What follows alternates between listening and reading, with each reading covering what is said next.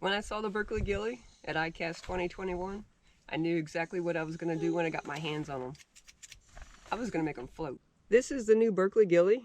This is in the 110 size, and the color is the HD Pumpkin Seed. And I gotta say, Berkley and Iconelli, they totally knocked it out of the park on this bait. As for the rigging, the key component here, or the key on this bait, is that the head is hollow. And we're going to shove some stuff in there. Now I used pipe insulation, but you can use a pool noodle or any other type of foam. And what we're going to do is we're going to cut a piece off to go into that slot. Alright, so I got my foam cut. It's about a 1/2 inch by 3/4 of an inch. And then you're going to take that foam and you're going to shove it in that slit that's in the top of the head. Alright, so then once you get your foam in, you're going to give it the bucket test. Now the water test is important because you want to make sure it floats before you move on to the next step. So you're just going to drop it in some water. Of course, you don't have to like use a bucket. You can use sink, whatever. Just make sure it floats. Alright, so once you make sure it floats, you're going to squeeze out all the water. Get all the water out there because when the water gets in, it weighs it down and makes it sink. So now we're going to seal up that hole with super glue. So you just take your super glue and you just run it along the edges.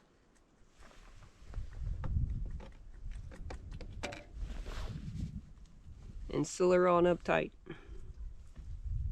Alright, so on the front of the package you'll see that they say to use an EWG hook, but if you try to do that with this bait, it's going to pull it down and make it sink. So we're going to have to use a treble hook. So you're like, treble hook? Where the heck do we hook a treble hook on this thing? We're going to nose hook it or what? No. What we're going to do is use a line through method, and for this you're going to need a coffee stirrer, or this is a straw off of a brake cleaner can. I won't tell if y'all don't tell. Then we're going to line that up with the mouth of the bait and run it down at an angle. And then we're going to shove it in through the mouth.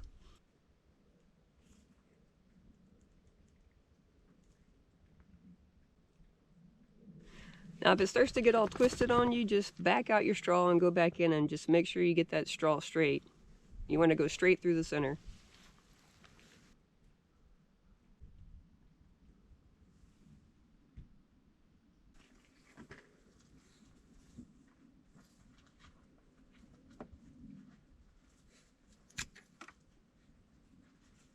Alright, so this is your finished product. You got it all sealed up. You got the straw. Now I've done this both with the 90 size, 90 millimeters, and the 110 size, but I haven't been able to get my hands on the 130 size yet. These baits are so hot that the stores just can't keep them in stock, and now I'm starting to see price gouging. The best price I've seen so far, believe it or not, is Bass Pro Shop. They got them for $6.50, and everybody else is asking $9. So I got a link below to Bass Pro. You got to check them every day because they'll get stock in, and if you blink, they're sold out. Now I didn't go over the size hook because the size of your hook is going to depend on how much float you get into your bait. And the way I found to check the size of the hook, this is a number 5 is what I ended up with, is just give it a little skin hook in the belly where your hook is ultimately going to be, and then drop it in a bucket and make sure it still floats. Alright, so then we're going to put our line in, going in from the mouth to the belly.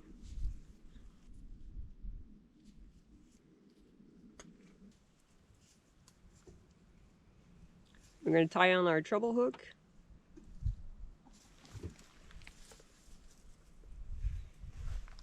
And then you're going to take one of the hooks and put it through the center of the belly, trying to line up the eye of the hook with your coffee straw.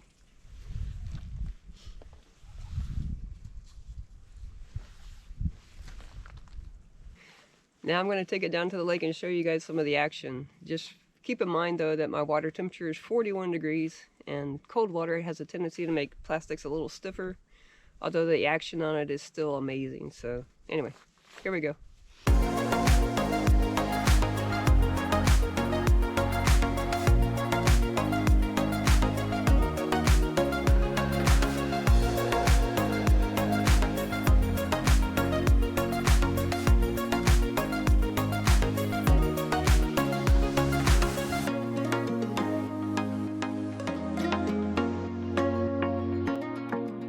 So I hope you enjoyed this gilly bait modification. If you want to see some topwater fishing, just click right here. Tight lines, y'all. I'll see you later.